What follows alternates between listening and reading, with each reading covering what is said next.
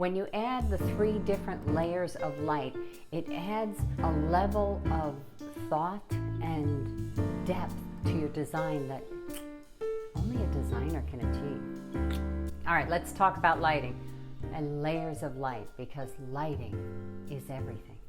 Why the hell do you think I'm standing in front of a window? I just redid the lights on the pool house, and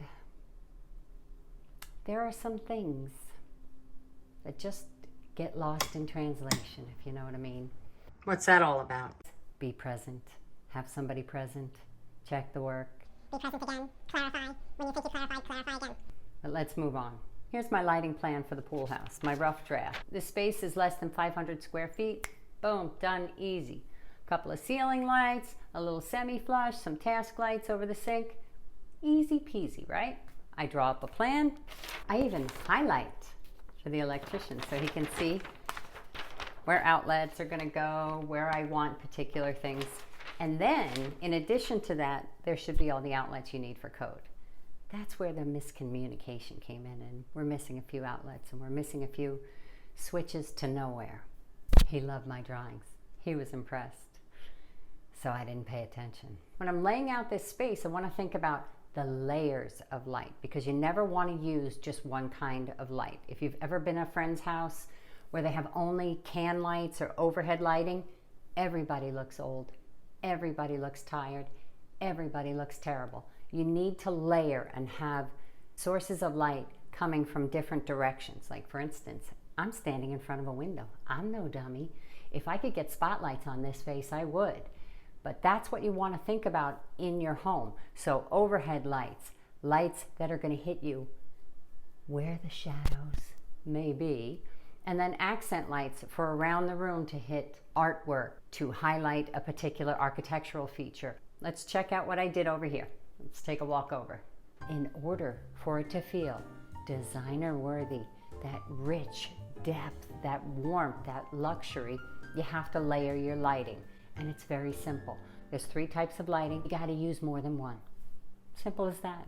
The 3 types of lights: task, ambient, and accent lights. And I'll show you in the pool house the different types and how to use them together. In order to flatter those spaces that need light, you need to have light come at you at a level where the wrinkles are happening.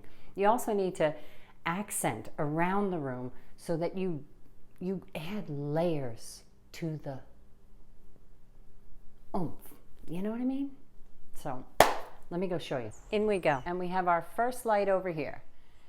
Little wall sconce, which could be an accent light or an ambient light, depending on what you do. If I put a piece of artwork here, it would be highlighting that.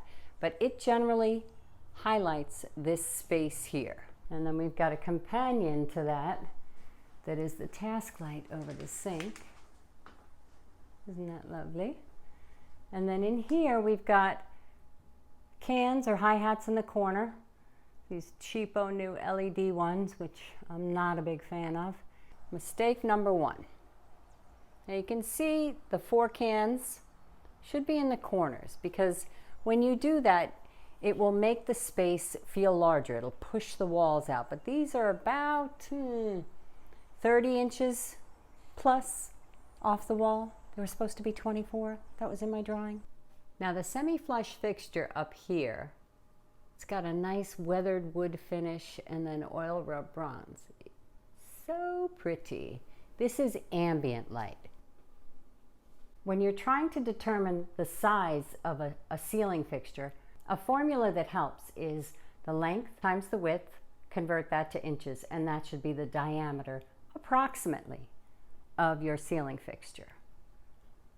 But use your judgment. There's a million formulas out there. Trust yourself, trust your eyeballs. Over here in the nook, which is eventually going to be a built-in little sleeping nook, is this gorgeous task light. So this is a reading light, and it's got an articulating arm, so you can pull it down and tip it where you need, isn't it? For when you want to read in bed. And into the bathroom we go.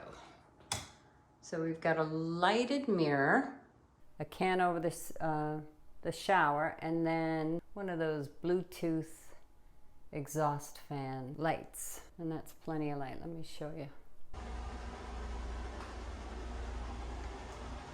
Plenty of light to perform surgery. And look at this great towel rack that my daughter and I made. Got a little work to do.